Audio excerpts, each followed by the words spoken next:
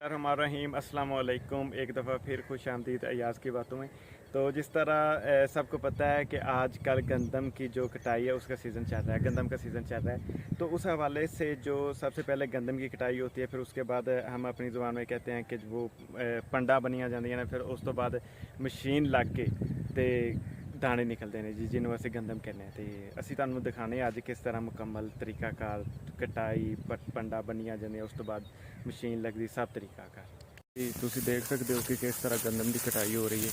उस तो बाद दूसरे जोड़े तरीकेकार आ जाते हैं जिन्हें असी कहते हैं कि पंडा पाइया जांदियां ने, फिर उस तो बाद मशीन लगी जाती है तो मुकम्मल तरीके दे नाल गंदम निकाली जाती है।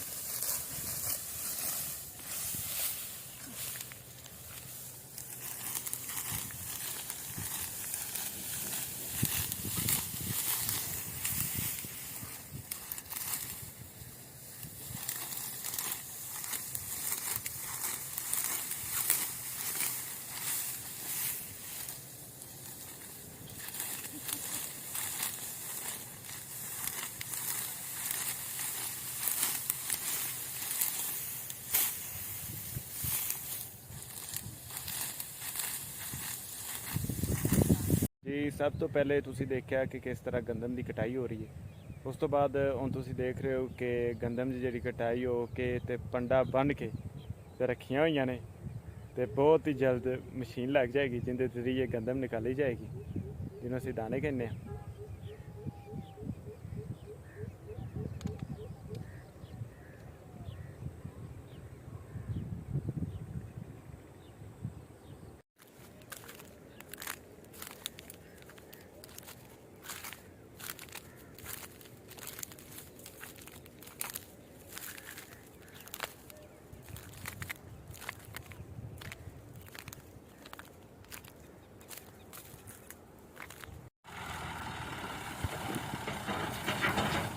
जिस तरह कि असी तुहानू दिखाया कि सब तो पहले गंदम की कटाई हुई है, उस तो बाद पंडा पै के ते अज फाइनली मशीन लगन लगी है तो गंदम निकलेगी इंशाल्लाह।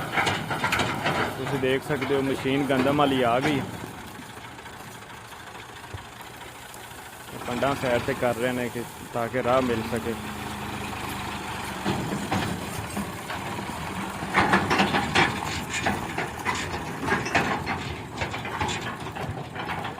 ਇਹਦੇ ਵਿੱਚ ਹਵਾ ਦਾ ਜਿਹੜਾ ਰੁਖ ਹੈ ਉਹ ਵੇਖਿਆ ਜਾਂਦਾ ਕਿ ਹਵਾ ਦਾ ਰੁਖ ਕਿਸ ਤਰਫ ਹੈ, ਫਿਰ ਉਹਦੇ ਮੁਤਾਬਕ ਮਸ਼ੀਨ ਲਗਾਈ ਜਾਂਦੀ। ਹਵਾ ਦਾ ਰੁਖ ਤੁਸੀਂ ਵੇਖ ਸਕਦੇ ਹੋ ਕਿ ਰੁਖ ਜਿਹੜਾ ਇਸ ਤਰਫ ਹੈ ਤੇ ਇਸ ਤਰ੍ਹਾਂ ਮਸ਼ੀਨ ਲਗਾਈ ਜਾਏਗੀ ਇਸ ਤਰਫ।